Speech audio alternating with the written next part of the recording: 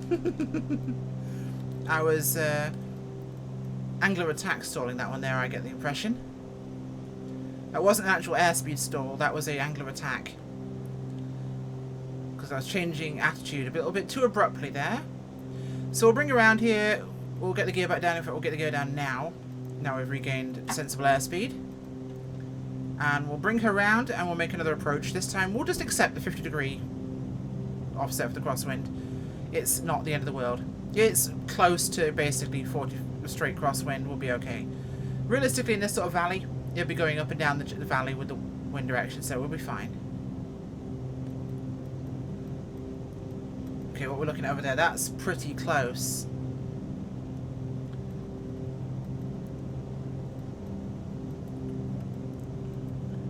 This thing is draggy. Oh my gosh. Okay, let's bring her around here. I'm probably a little bit slow for what I'd want. There we go. Nice and easy does it.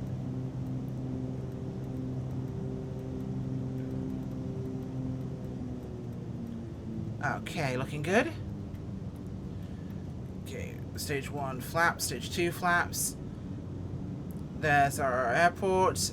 Nice straight approach here, without any hair-raising antics. Now, I know there's a tree on the short final there, so I'm going to want to basically skip that, but we should be okay. Slip her over there a little bit. Thank you. Okay, ladies and gentlemen, this is your captain speaking. We're on a short final now to approach Chilko Lake in a much more appropriate attitude, rather than some Yahoo aerial firefighter. Nearly, I could have made it stick if it wasn't so narrow.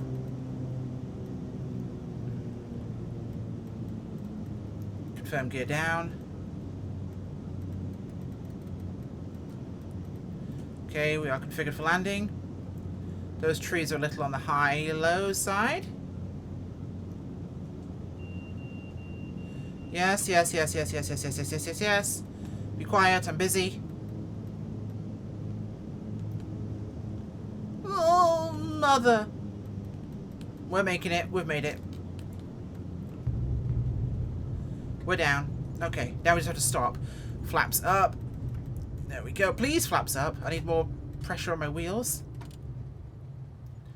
Ah, pff, piece of cake. No problem whatsoever. Whew, I'm not sweating at you. It's like shooting the Death Star trench run here. This plane might be a little bit big for this airfield. I think I have some grass in the wingtip. Or some leaves, at least.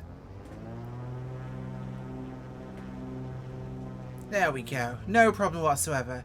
Easy as pie. I love this thing. This feels weighty. It feels consequential. The flight handling of this aircraft feels really nice. It's hard to explain, but this feels so well put together. It really does. As far as sim aircraft goes so far, I think I want to fly this more often. This thing is lovely. Like, from a decent aircraft it was in the review to genuinely really nice to fly. This is up there with the Just Flight Warriors, the Milviz 310, and this, the Flysimware Chancellor. Your stupid airliners. This thing's really nice. Really nice. I think I've just fallen in love with an aeroplane.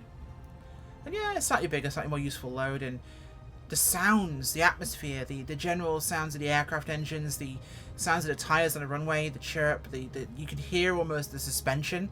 You can hear all of the various sounds of this aircraft, and it feels so vibrant. Maybe I'm gushing with praise right now, and I probably shouldn't be, but I like this thing. It feels like I'm here. Even the way it bounces on the suspension, it genuinely feels like I'm in this aeroplane. And oh, I love it. Alright, let's cut those. Set that, mags to off, and let's just pop our stuff open here. Chocks, tie down, we'll leave the tie downs for now. Turn off my head. We can get out and enjoy a little bit of... Oh, hello. That's quite an angle. That is a lovely aeroplane. I really enjoy it. I think if you did not buy it when it first came out and you were on the fence, go and buy it. This thing is so polished right now, it's basically chrome. They've done so much work to it, and by looks of it, they're not done yet. So I highly recommend it. And hopefully enjoyed the flight as well, and it was at least enjoyable too. Do not judge my landings too harshly. I do my best, and I really have more optimism than I should in many cases. But I will leave you with one thought.